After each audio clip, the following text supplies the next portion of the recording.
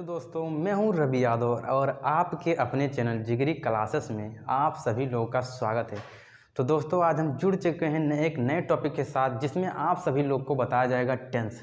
ठीक है, आखिर टेंस होता क्या है और टेंस के कितने भाग होते हैं। तो आइए हम देखते हैं कि आखिर टेंस होता क्या है, अर्थात टेंस कहते किसे हैं। तो अगर आप टेंस का डिफिनेशन लिखना चाहते हैं तो यहाँ पर लिख सकते हैं आप। टेंस जो होता है वो वर्ब के बदलते रूप को वर्ब के बदलते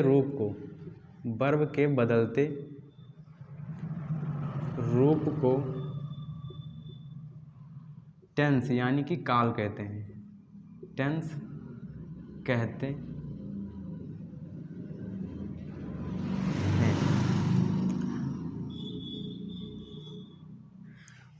वर्ब के बदलते रूप को टेंस कहते हैं। यह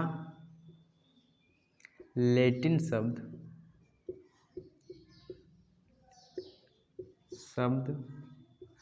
टेम्पस से लिया गया है। टेम्पस से लिया गया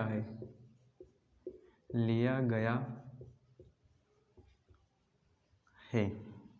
ठीक है, तो ये एक बेसिक पॉइंट है टेंस का जो आपको याद होना चाहिए कि आखिर टेंस कहते किसे हैं। तो वर्ब के बदलते रूप को टेंस कहते हैं और यह लैटिन शब्द टेम्पस से लिया गया है। ठीक है, तो आइए देखते हैं आखिर इसका उदाहरण के थ्रू समझते हैं। EXP जैसे वह घर में है। अगला वाक्य आपका हो गया वह घर में था। फिर तीसरा हो गया वह घर में होगा।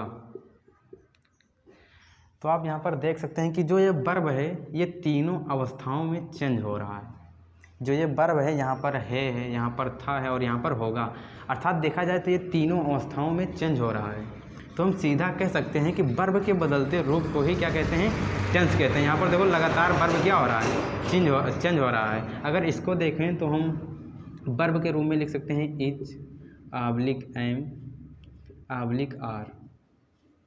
इसे हम लिख सकते हैं वाज /वेयर। इसे हम लिख सकते हैं बिल /सेल। ये है वर्ब के भाग होते हैं। तो इन्हें हम हेल्पिंग वर्ब वैसे कहते हैं, लेकिन इन्हें हम इस समय वर्ब कह सकते हैं। ठीक है, तो आप देख रहे हैं कि तीनों अवस्थाओं में क्या चेंज हो रहा है, वर्ब चेंज हो रहा है। तो हम सीधे कह सकते हैं कि वर्ब के बदलते रूप को टेंस कहते हैं। टेंस के कितने भाग होते हैं यहाँ पर हम देखेंगे कि टेंस के कितने भाग होते हैं। तो यहाँ पर आप देख सकते हैं कि टेंस जो होते हैं वो 3 भाग होते हैं। टेंस के कितने भाग होते हैं, अर्थात टेंस जो है 3 प्रकार के होते हैं। यहाँ पर जो आप लिख सकते हैं कि जो पहला प्रकार है टेंस का वो है प्रेजेंट टेंस। क्या है? Present tense. Present tense. दूसरा हो जाता है आपका पास्ट टेंस। दूसरा पास्ट टेंस। तीसरा हो जाता है आपका फ्यूचर टेंस। तीसरा future tense. Future tense. Present tense को हम हिंदी में कहते हैं वर्तमान काल। प्रेजेंट टेंस को हिंदी में हम कहते हैं वर्तमान काल। और पास्ट टेंस को हम हिंदी में कहते हैं भूतकाल। और फ्यूचर टेंस को हम हिंदी में कहते हैं भविष्यकाल। ठीक है, अब देखो प्रेजेंट टेंस अर्थात वर्तमान काल होता क्या है। जैसे मैं इस समय आपको पढ़ा रहा हूँ, तो जो ये हम कार्य कर रहे हैं इस समय वर्तमान में ही कर रहे हैं, अर्थात जो कार्य इसी वक्त हो रहा है हमारा वर्तमान काल होगा। और जैसे मैं आपको कल पढ़ा रहा था, तो कल मैं पढ़ा रहा था तो वो बीत चुका है, अर्थात बीते हुए काल को हम क्या कहते हैं, भूतकाल। जैसे मैं कल आपको पढ़ा रहा था तो वो दिन क्या है, बीत चुका है। अब भविष्य काल, जैसे मैं कल आपको पढ़ाऊँगा, अर्थात कल आने वाले समय को हम क्या कहते हैं, भविष्य काल। ठीक है, अब आइए हम देखते हैं प्रेजेंट टेंस। पहला हेडिंग क्या था, प्रेजेंट टेंस। पहला हेडिंग आपका हो जाएगा प्रेजेंट टेंस।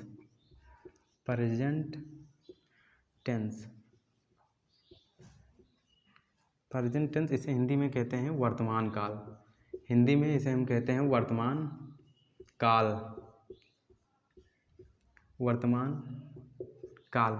जैसे टेंस के 3 प्रकार होते हैं, वैसे प्रत्येक जो टेंस होते हैं उसके भी 4 भाग होते हैं। जैसे प्रेजेंट टेंस के भी 4 भाग हैं, पास्ट टेंस के भी 4 भाग हैं और फ्यूचर टेंस के भी 4 भाग हैं। लेकिन इस वीडियो में हम सिर्फ टेंस के जितने भाग होते हैं उन पर हम चर्चा करेंगे। जैसे प्रेजेंट टेंस है, प्रेजेंट टेंस को हिंदी में कहते हैं वर्तमान काल।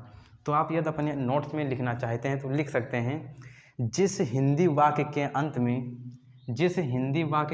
में है, हूँ,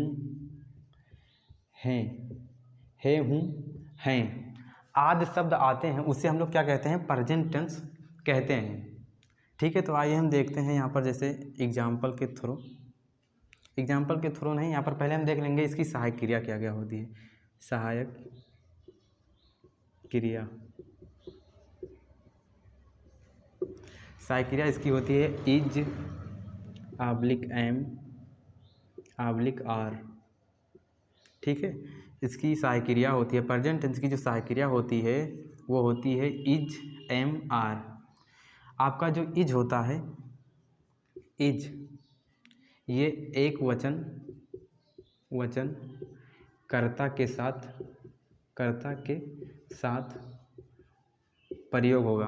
और जो आपका एम है, आई के साथ, केवल आई के साथ हम एम का प्रयोग करेंगे, बस केवल आई के साथ। और जो आपका आर है, आर बहुवचन कर्ता के साथ इसका प्रयोग होता है, बहुवचन कर्ता के साथ।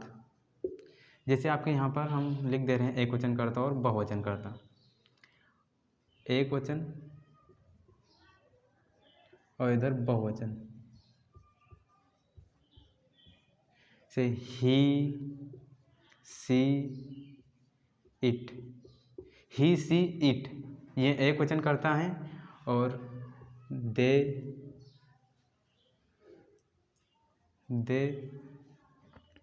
बी, यू, आई। यदि प्रेजेंट टेंस रहेगा तो आई बहुवचन होगा, और जो अन्य टेंस होती हैं उसमें आई एक वचन होता है। ठीक है, अगर प्रेजेंट टेंस रहेगा तो उसमें आई बहुवचन माना जाएगा। ठीक है, तो आपकी एक वचन कर्ताएँ ये होती हैं और बहुवचन कर्ताएँ ये होती हैं। जैसे यहाँ पर हम देखते हैं, राम बाजार में है। राम बाजार में है। अब हम यहाँ पर आपको लिखवा चुके हैं, जिस हिंदी वाक्य के अंत में है, हूँ, हैं, तो ये हमारा वाक्य कैसा है? हिंदी वाक्य है। और इसके अंत में क्या आया? है शब्द आया। इससे हम यहाँ पर देख सकते हैं कि हमारा कौन सा टेंस है? प्रेजेंट टेंस है। तो यहाँ पर हमारा कौन टेंस है? प्रेजेंट टेंस है। और इसकी जो सहायक क्रिया है वो इज, एम, आर है। अब इससे पहले हम क्या लिखेंगे? राम हमारा सब्जेक्ट, सबसे पहले होता है, तो यहाँ पर हो जाएगा राम। अब इसके बाद होता है सहायक क्रिया, सब्जेक्ट के बाद सहायक क्रिया होता है, तो सहायक क्रिया हमारा क्या होगा? इज, क्योंकि राम क्या है? एक वचन है, इसलिए इज होगा, तो राम इज। अब इसके बाद में, बाजार में, तो में का इंग्लिश होता है इन, और बाजार का होता है द मार्केट।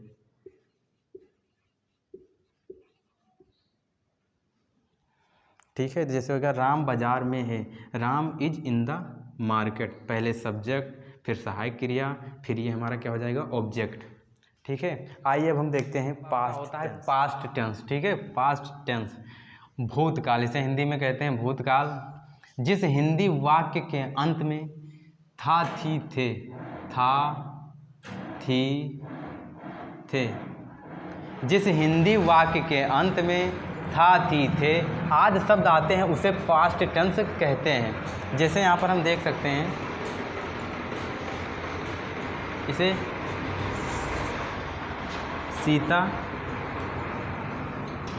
घर में थी। अब यहाँ पर सीता घर में थी, ये एक हमारा हिंदी वाक्य है, और इसके अंत में था, थी, थे, थी आ गया, और यहाँ पर भी थी है। इसका अर्थ होता है कि हमारा कौन सा टेंस है? पास्ट टेंस है। तो आइए हम इसे देखते हैं। पहले हमारा रहेगा सब्जेक्ट, जिसे हम लोग कर्ता कहते हैं। तो पहले हो जाएगा पहले हो जाएगा सीता, जो हमारा सब्जेक्ट है। फिर इसके बाद क्या हो जाएगा, सहायक क्रिया वाज। अब यहाँ पर वाज क्यों लगा, क्योंकि सीता एक वचन है, एक वचन कर्ता के साथ वाज का प्रयोग करते हैं। तो सीता वाज। अब क्या है, घर में, तो मे का इंग्लिश होता है इन, और घर का इंग्लिश होता है हाउस, तो द हाउस। सीता घर में थी, Sita was in the house. एक एग्जाम्पल हम और लेते हैं यहाँ पर बहुवचन वाला। तो जैसे दूसरा आपका हो जाता है, जैसे वह घर में थे। अब वह घर में थे, अब वह हमारा क्या होता है, बहुवचन। दे माने वह होता है, इसे हिंदी में हम लोग वह कहते हैं, हिंदी में वह कहते हैं और इंग्लिश में दे कहते हैं। इसे हम लोग कहते हैं हम। बी माने हम, यू माने तुम, यू माने होता है तुम, और आई माने मैं, इसे इंग्लिश में कहते हैं आई मे को। और इट माने होता है यह, ही माने होता है वह, और सी माने भी होता है वह।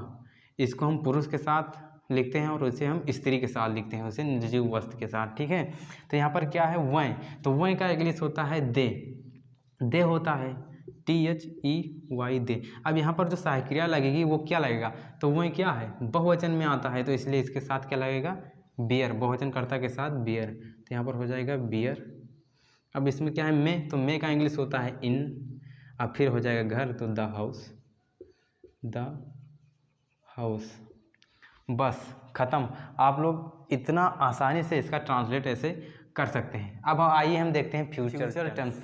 फ्यूचर टेंस को हिंदी में कहते हैं भविष्यकाल। अब इसका पहचान क्या होता है, तो जिस हिंदी वाक्य के अंत में, आप अपने नोट्स में लिख सकते हैं, जिस हिंदी वाक्य के अंत में गा गी गे आते हैं, आदि शब्द आते हैं, उसे फ्यूचर टेंस कहते हैं, यानी कि भविष्यकाल कहते हैं। जैसे यहाँ पर हम लिखा है सहायक क्रिया सेल बिल। सेल का यूज होता है आई बी कर्ता के साथ, और बिल का यूज होता है आई बी कर्ताओं को छोड़कर। अर्थात अगर आई बी वाक्य में कहीं आ गया तो उसके साथ सेल का प्रयोग करेंगे, और आई बी शब्द नहीं आया, अन्य कोई शब्द आ गया, तो उसके स्थान पर हम बिल का प्रयोग करेंगे। जैसे यहाँ पर हम देख सकते हैं एज, जैसे रोहन नदी में होगा, रोहन नदी में होगा। अब रोहन हमारा सब्जेक्ट है। इससे पहले हम टेंस की पहचान कैसे करेंगे, तो जिस हिंदी वाक्य के अंत में गा गी गे आदि शब्द आते हैं, तो यहाँ पर क्या आ गया, गा आ गया। इससे हमें यह पता चलता है कि हमारा ये कौन सा टेंस है, फ्यूचर टेंस है। ठीक है, तो आइए हम देखते हैं। पहले हमारा क्या हो जाएगा, सब्जेक्ट। तो सब्जेक्ट हमारा रोहन है, तो रोहन। अब यहाँ पर क्या है, क्या लगेगा, सेल लगेगा कि बिल। तो आई बी तो यहाँ पर कहीं दिख नहीं रहा है, तो यहाँ पर जहाँ पर आई बी ना दिखे वहाँ पर हम बिल का यूज करते हैं। तो यहाँ पर आई बी तो सब्जेक्ट हमारा है नहीं, तो यहाँ पर हम करते हैं बिल का यूज। तो Rohan bill in the river, नदी में, इन द रिवर। ये हमारा हो गया सब्जेक्ट।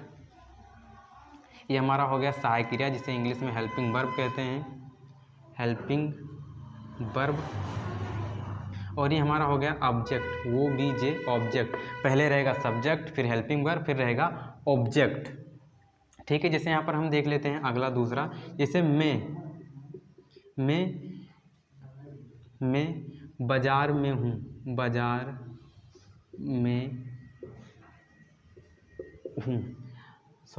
हूँगा, मैं बाजार में हूँगा। अब यहाँ पर देख सकते हैं मैं बाजार में हूँगा, इस हिंदी वाक्य के अंत में गा आया है। इससे हमें यह पता चलता है कि हमारा फ्यूचर टेंस है। और इसमें जो हमारा सब्जेक्ट है वो है मैं, तो मैं को इंग्लिश में हम कहते हैं आई। अब आप जानते हैं कि मैंने लिखवाया है कि आई बी के साथ केवल सेल का यूज होता है, तो यहाँ पर आई हमारा है, इसलिए यहाँ पर किसका यूज होगा, सेल का यूज होगा। तो आई सेल। अब फिर क्या है, मैं बाजार में, तो मैं का इंग्लिश होता है इन, और बाजार का हो जाता है द मार्केट। ठीक है, तो यहाँ पर आपके प्रेजेंट टेंस, पास्ट टेंस और फ्यूचर टेंस बहुत आसानी से यहाँ पर मैं आशा करता हूँ क्लियर हो गए होंगे। अब हम अगले वीडियो में प्रेजेंट टेंस, पास्ट टेंस और फ्यूचर टेंस के जितने भाग होते हैं उन्हें हम बताएंगे। इससे पहले इसके जो अनुवाद हैं एक ही वीडियो में हम कल समाप्त करेंगे। ठीक है, तब तक के लिए जय हिंद, जय भारत।